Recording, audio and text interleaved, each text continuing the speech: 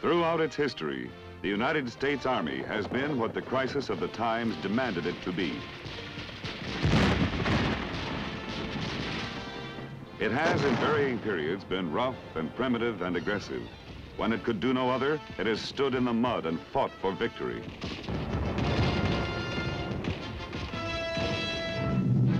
When the only skills that counted were doggedness and daring, the Army applied them and wrote new pages of its triumphant story.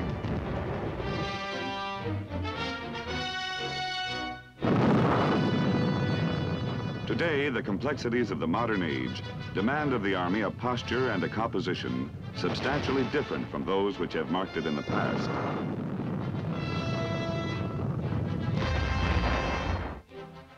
And the Army, as it has always responded to the challenges of the times, has responded no less to this one. Today's modern Army is a carefully honed, thoroughly skilled, balanced force, essential to the security of the United States, tailored to fight and win a modern war, and thus one of the nation's most effective deterrents to war. This state of being did not just happen. Many men have contributed to it. But since the creation of the National Security Act in 1947, which coincided with the beginning of the modern Army as we know it, 4 men have held down the role of top soldier, the awesomely demanding job of Chief of Staff. The state of the Army today can be in great part attributed to the mark made upon the times in which we live by these 4 leaders.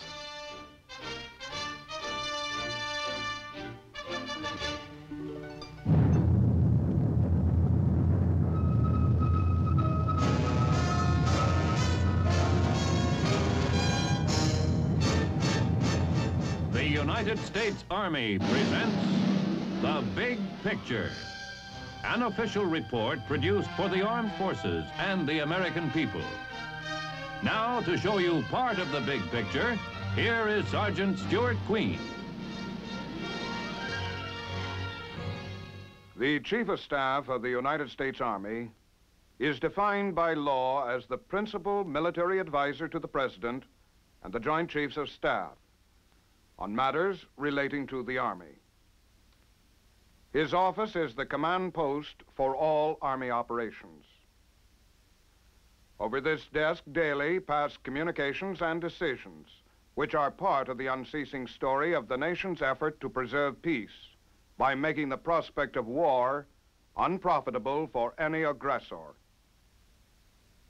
Today, the big picture camera focuses on the men who have occupied this desk and the problems they have faced as they have shaped the Army into the organization it is today. The men who have worn the proud title of top soldier. The Army has always had a top soldier. General Washington was the first. Only the office was called General-in-Chief then, as it was until the beginning of this century.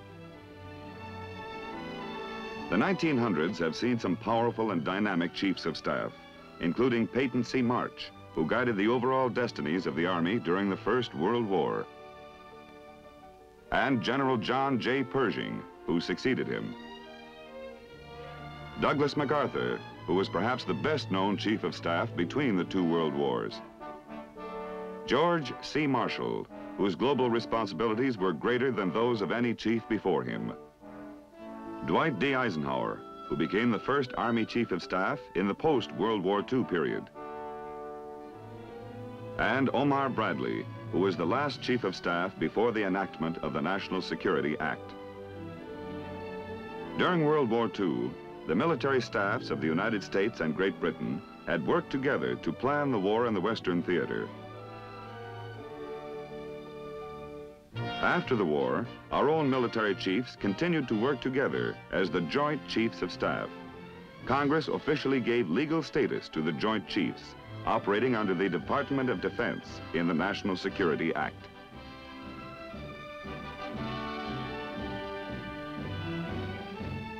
When the office of Chairman of the Joint Chiefs of Staff was created, The job of Army Chief of Staff went to the man who was then serving as Vice Chief, General J. Lawton Collins.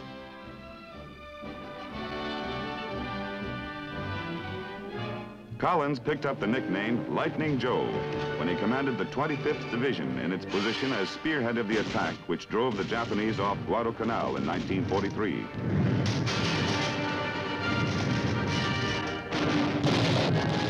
In June 1944, General Collins was commanding the 7th Corps, which landed in Normandy on D-Day.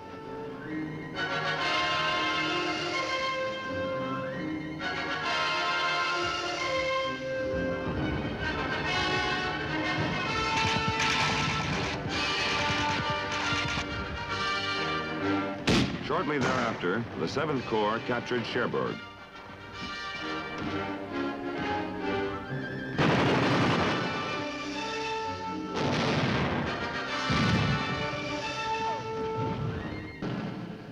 It was General Collins who turned the city over to the French. Collins' 7th Corps led the attack of the First Army, which made the breakout from Saint-Lô.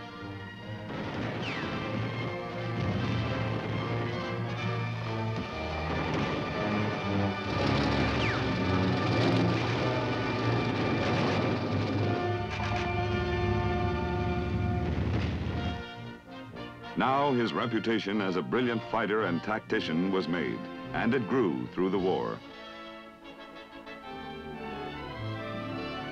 When he became the first Chief of Staff to operate in the new era, the problems confronting him were many. The armed forces had demobilized at a pell-mell pace after World War II. Collins began an earnest effort to beef up Army strength with a forceful reserve program. Unification of the armed forces was still a new and relatively untried concept. Collins was the first of the post-war Chiefs of Staff to have to fight to preserve a note of reality in the face of a growing and unrealistic idea that somehow war could now be fought and won without recourse to ground combat.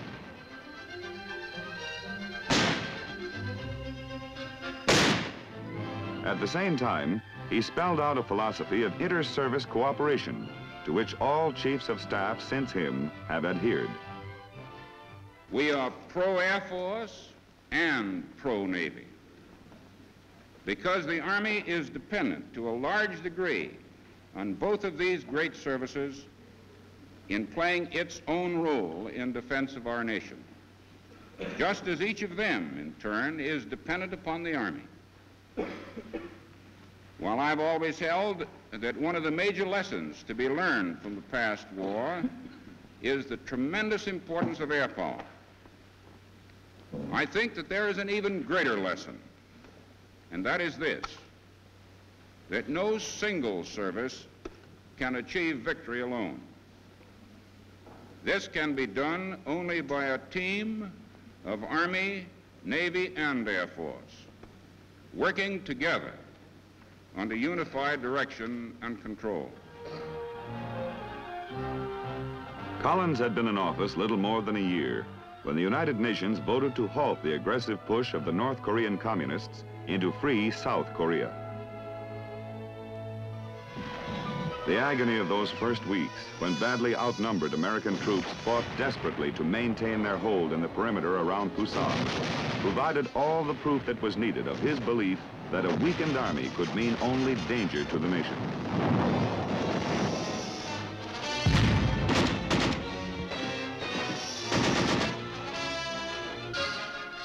Collins kept in close and frequent contact with the fighting in Korea.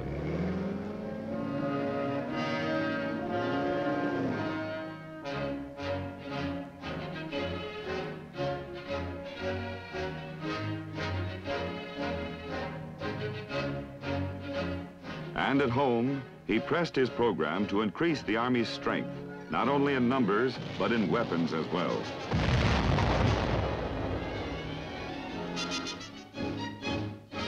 When General Collins retired as Chief of Staff in 1953, not all the problems he had seen in the course of his tour of duty were solved by any means. But there was now at least a deep awareness in the nation's mind that wars are still fought on the ground, and a growing awareness that a strong army is essential to the nation's security.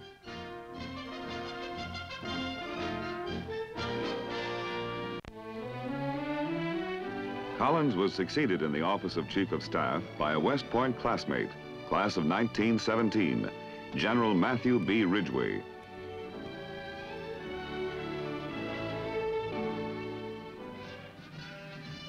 Ridgeway's command during World War II was the 82nd Airborne Division. He parachuted with them into Normandy. Later, he commanded the 18th Airborne Corps in a number of vital engagements.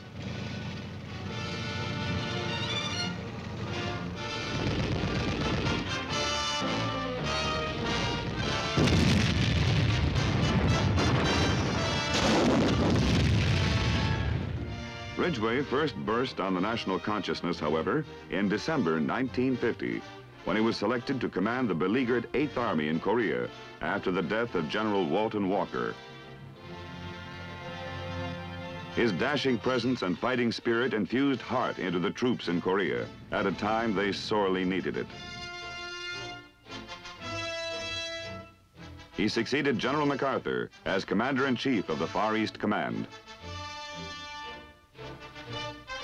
In this capacity, he was host in Japan for the dignitaries who officiated at the signing of the peace treaty, which officially ended our World War II hostilities with Japan.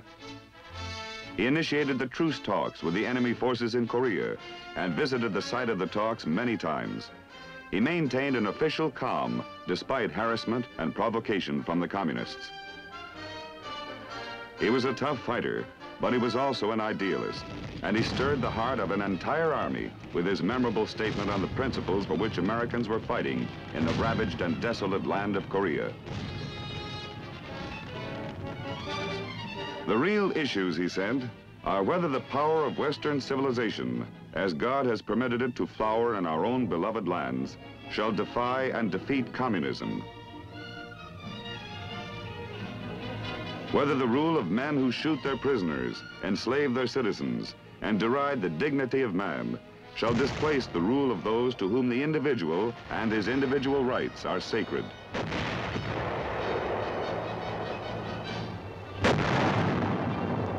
Whether we are to survive with God's hand to guide and lead us, or to perish in the dead existence of a godless world, this has become, he said, and it continues to be, a fight for our own freedom, for our own survival in an honorable, independent national existence.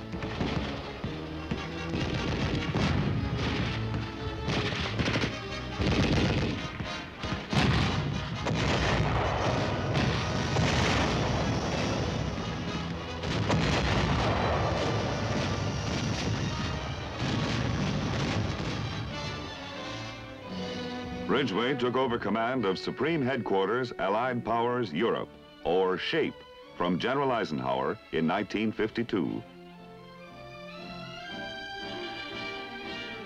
He forcefully continued the work that had been started in the building of an effective military defense in Europe.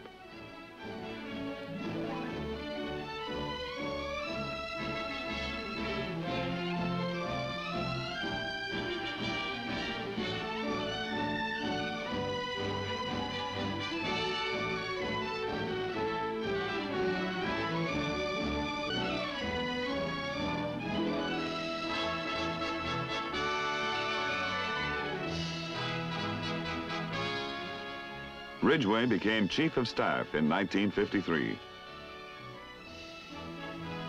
He made his case as effectively as he could for an army large enough to fulfill the global responsibilities that had been assigned to it. His contributions to the new army were many. The development of new techniques of war absorbed much of his attention. New weapons were introduced during his tenure.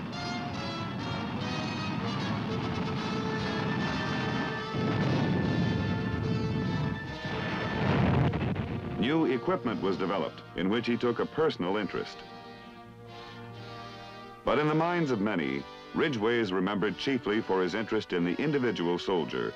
In an age of technology, when the transition was being made from the Army of the past to the Army of the future, Ridgeway called attention time and again to the essential fact that it is the soldier himself who is the only indispensable factor in war.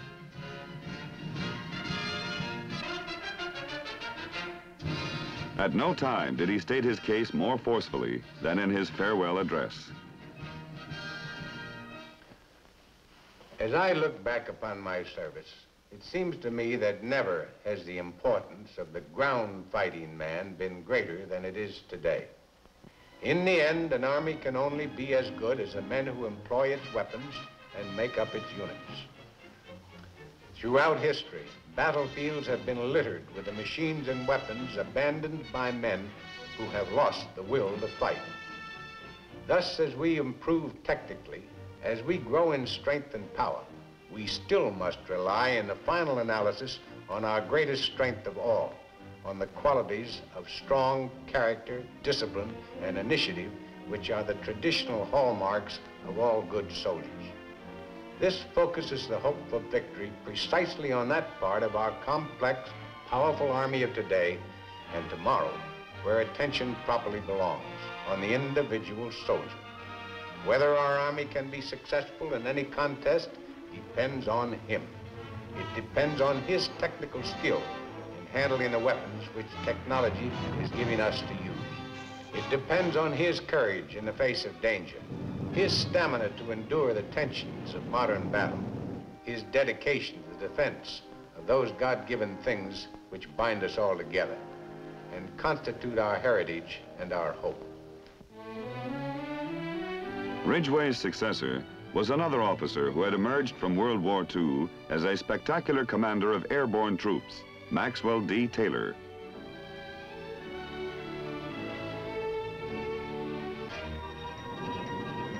Taylor contributed to the invasion of Italy by making his way to Rome through enemy lines 24 hours before, thus helping to open the way for the attack.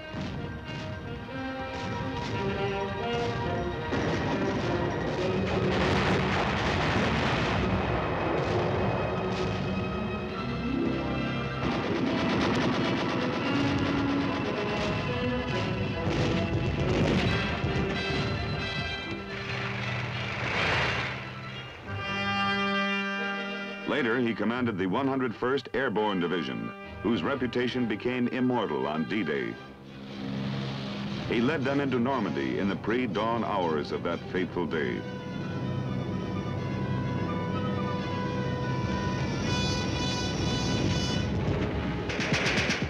Bastogne and the Battle of the Bulge brought new challenges to the 101st and to Taylor.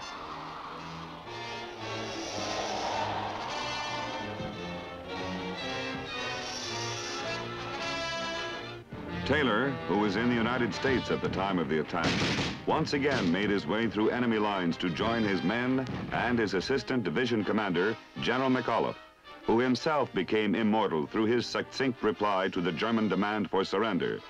Nuts was McAuliffe's answer, and Bastogne became a memorable chapter in the Army's history. With the end of the war, Taylor became superintendent of the military academy at West Point. His scholarly talents left their mark on that institution's educational life.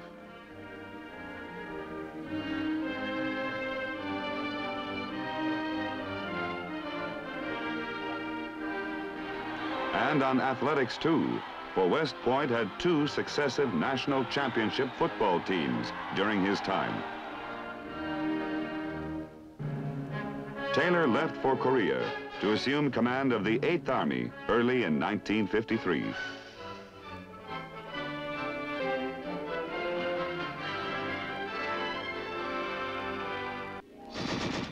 Under him, that army engaged in some of the most bitter fighting of the war.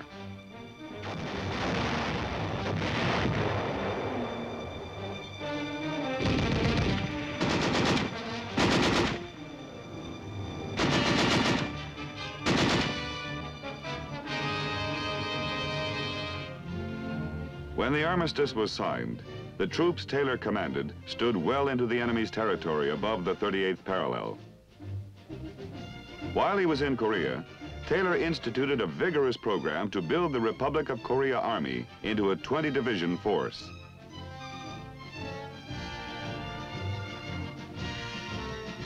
He supervised the return of United Nations troops who had been captured and held in communist territory.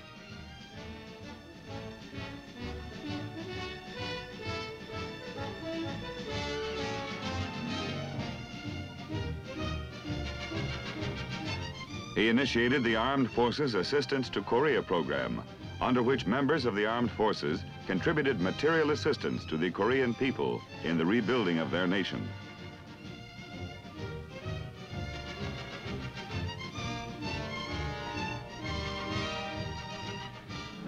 After the fighting was over, he was placed in command of all ground forces in Japan, Okinawa, and Korea.